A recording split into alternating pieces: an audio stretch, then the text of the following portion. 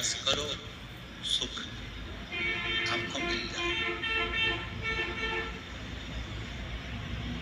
और थोड़ी देर का सुख चाहिए तो पत्नी, बच्चे, परिवार में रहने का प्रयास करो।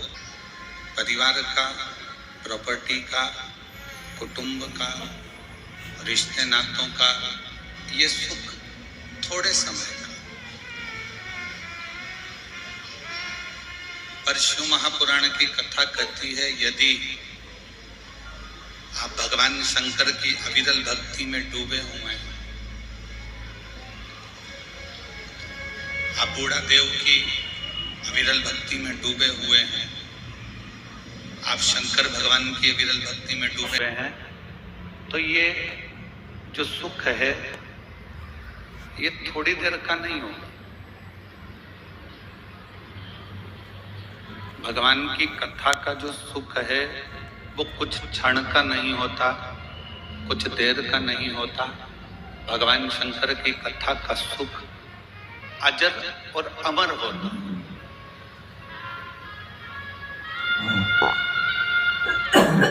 जैसे 33 कोटि देवताओं में अजर और अमर है मेरे भगवान शंकर।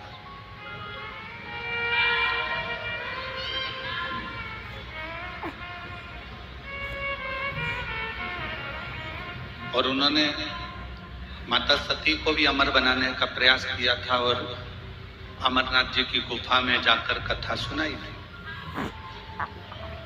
कुंभज ऋषि के यहाँ जाकर कथा सुनाई, पर माता सती उस कथा को नहीं सुन पाई।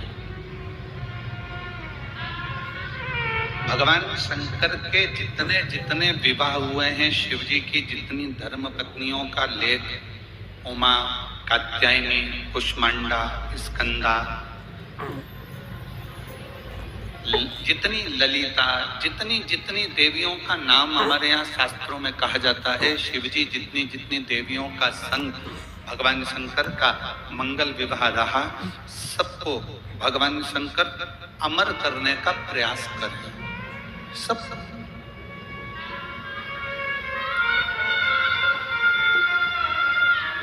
और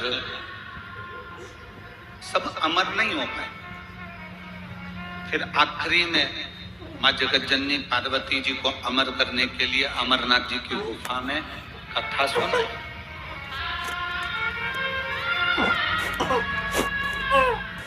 और अमरनाथ जी की गुफा में जब कथा सुनाई तो भी पार्वती का चित्त नहीं रमता।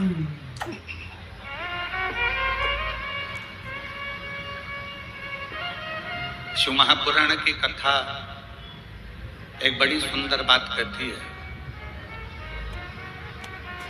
शिव कथा कहती है कि जो शंकर भगवान के मंदिर तक जाता है या शंकर भगवान की अविरल भक्ति को धारण करता है या शिव महापुराण की कथा को श्रवण करता है या भगवान शंकर की भक्ति में जो रमता है, वो उम्र से भले अमर ना हो पर वो अपने कर्म से जरूर अमर हो जाता है।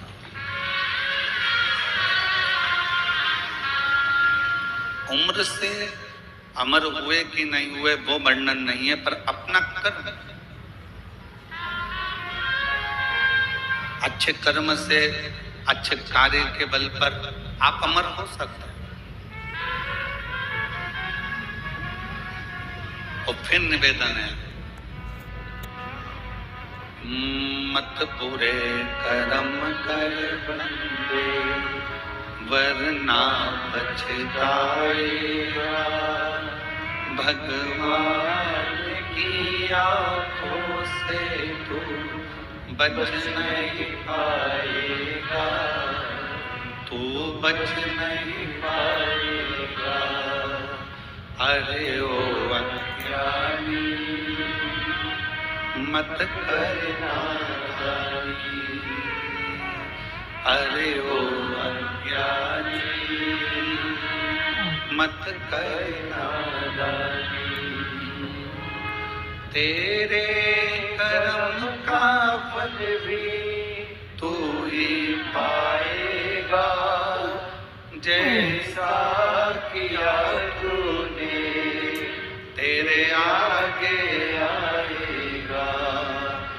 मत बुरे कर्म कर बंदे, वरना पछताएगा।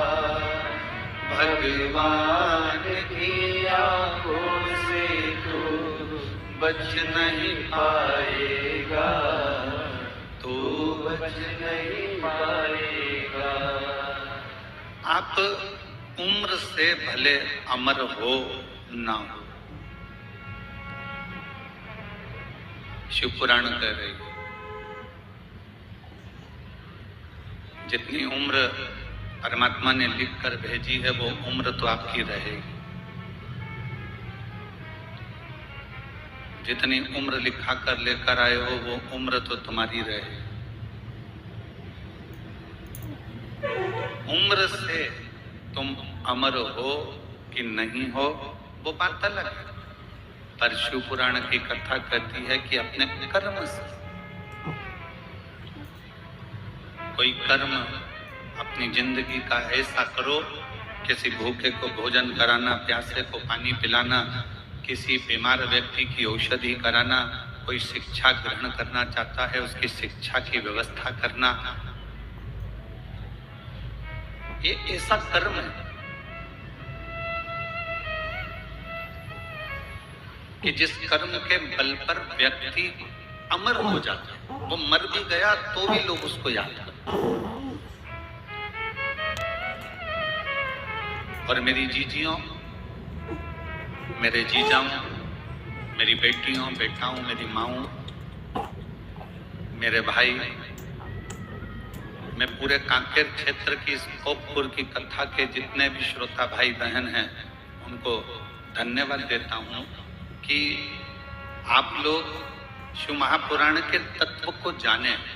अपने अपने घर से कोई खिचड़ी बनाकर लाया, कोई हलवा बनाकर लाया, कोई कुछ बनाकर लाया, अपने आसपास में बैठे हुए 15, 20, 25 लोगों को छोटी छोटी प्लेट में या छोटे छोटे कागज में दोने में आपने खाने को दिया।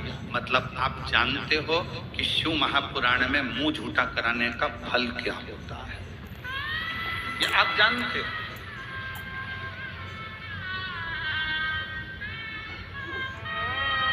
बड़ी खुशी होती है।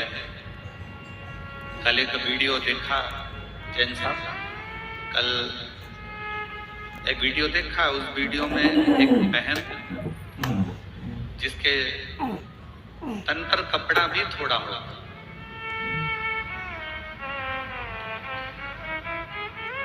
छोटा सा झोला है उसका, कोई पन्नी का, सफेद कलर का, और वो रोड के किनारे पर खड़ी होकर कागज में निकाल निकाल कर खिचड़ी, चावल, और चावल के ऊपर कोई सब्जी डाल रही थी, लंबी लंबी फली की, वो डालकर और सबको दे रही थी। उस वीडियो पर जो कमेंट्स लोगों ने लिखे वो ये लिखे कि दान करने वाले की कोई हैसियत नहीं होती, दान करने वाले का दिल होता है। दिल।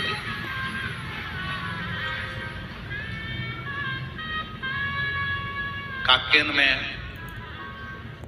कई करोड़पति भी पड़े होंगे। Received 20 rupees on Google Pay for business. Kanker में कई धनपति पड़े होंगे जिनके शोरूम चल रहे होंगे, जिनकी बहुत बड़ी बड़ी गाड़ियां चल रही होंगी, जिनकी 4-4 मंजिल बिल्डिंग होगी, जिनका बड़ा बड़ा व्यापार होगा। फिर भी उनका धन किसी भूखे के भोजन में नहीं लग पाता, उनका धन बीमारी में जरूर लग जाता। कई ऐसे पड़े हैं जो अपने धन का सदुपयोग नहीं कर पाते, कमाया कमाया और आखिरी में यही छोड़ा और प्लास्टिक के फूल की माला चढ़ गई और 2 अगरबत्ती केले में लग गई। बस इतना ही जीवन, और वो जीवन छोड़ा और चले गए।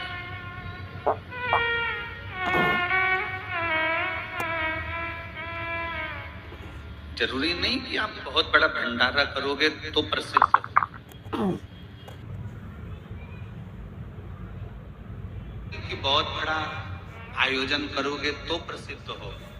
शिव महापुराण की कथा कहती है, बन सके अपने आसपास में रहने वाला कोई बच्चा भी अगर भूखा है, उसको शिक्षा की जरूरत है, चिकित्सा की जरूरत है, तो उसको भी अगर शिक्षा, चिकित्सा या भोजन दे देते हो तो भी तुम भंडारा करने के बराबर ही, तो भी भंडारा करने के।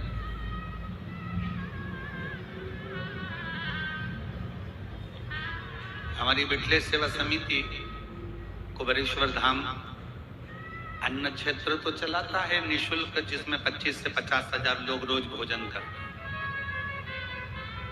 एम्बुलेंस भी चलाता है, जिससे मरीज को उसके घर तक छोड़ा जाता है।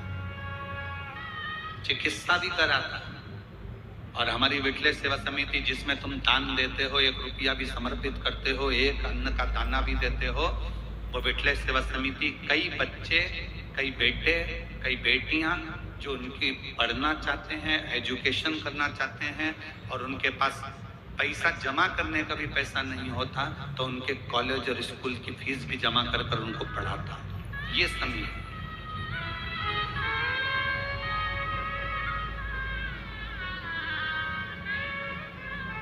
इसको प्रथमता कहता है। और मैं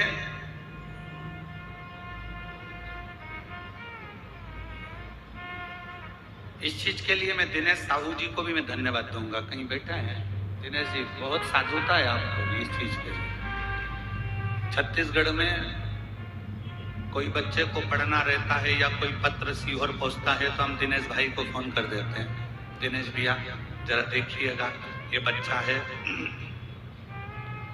इसका स्कूल का मालूम करो, इसके कॉलेज का मालूम करो। फिर ये सूचना करके सीहोर सूचना करते हैं, फिर वहां से सूचना प्राप्त होती है।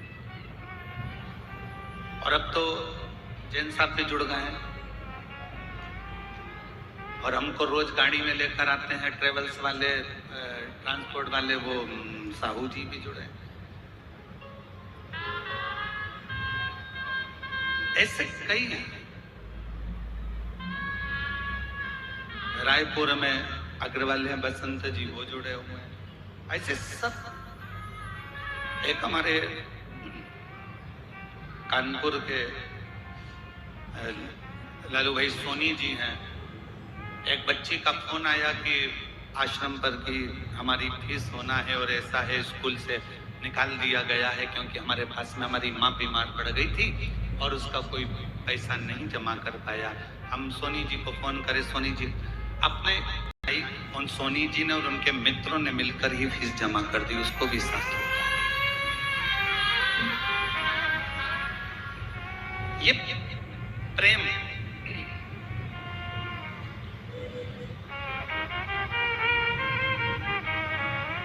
जरूरी नहीं कि आप बहुत बड़ा भंडारा करेंगे तो आपकी प्रसिद्धि रहेगी।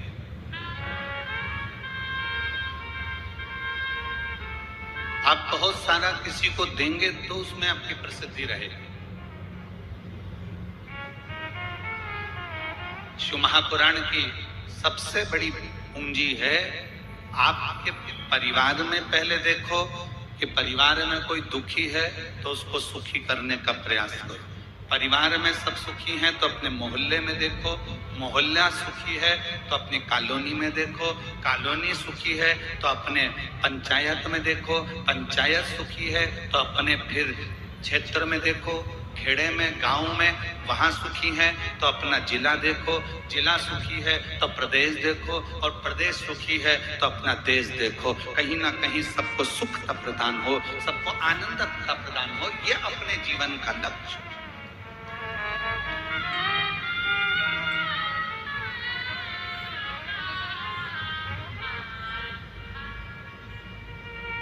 और जिंदगी मिली है, जीवन मिला है। ये मनुष्य की जो देह है, मानव का जो शरीर है, ये मानव का शरीर कोई साधारण शरीर नहीं है, बड़ा मुश्किल से मिला। ना जाने कितना कितने पापड़ बेले होंगे ऊपर जाके, तब जाकर ये मानव का शरीर मिला।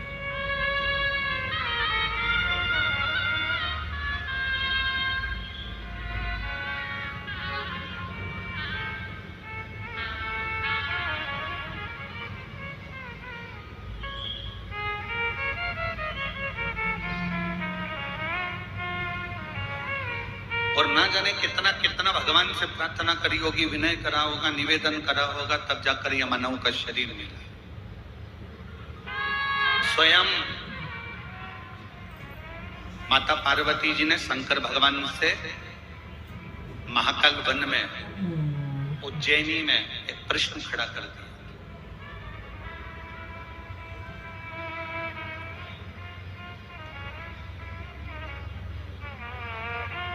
मां जगत जननी जगदम्बा ने महाकाल वन में उज्जैनी में एक प्रश्न खड़ा कर दिया था पार्वती कि 83,99,999 योनियां काटने के बाद ये 84,00,000वें नंबर की योनि है मनुष्य की देह, मानव का शरीर।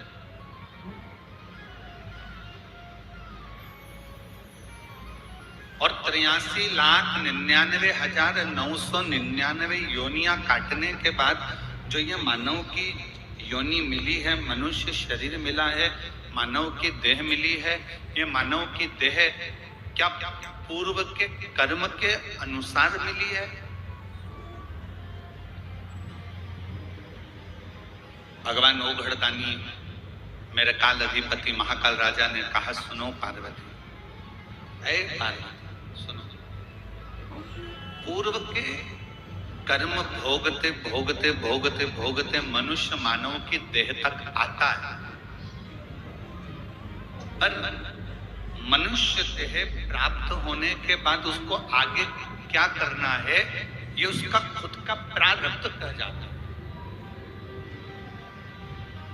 स्वतः स्वयं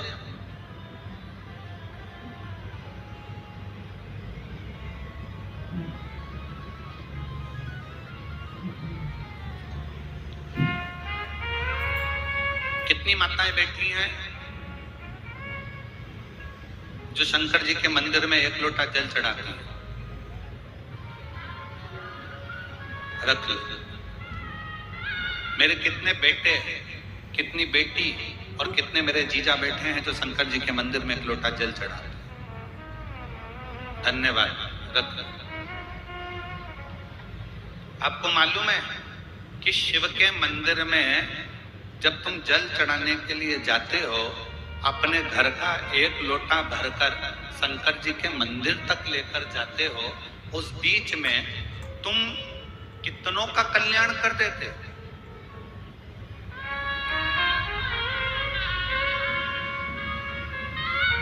आपको मालूम है कि आप कितने लोगों का कल्याण कर रहे हो?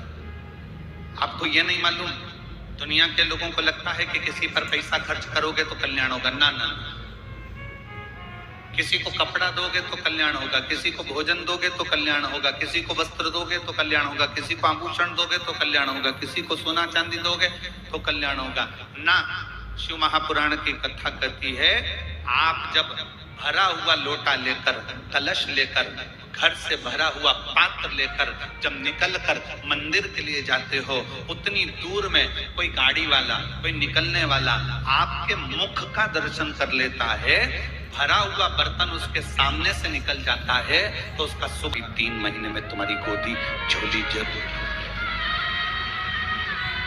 अरे जब एक विश्वास दृढ़ होता है, भरोसा दृढ़ होता है, तो शिव को मिलने में देरी नहीं लगती, शंकर को मिलने में देरी नहीं लगती। और हम कहेंगे ये कथा तो, कल कथा का कौन सा दिन है? छठा। छठा मतलब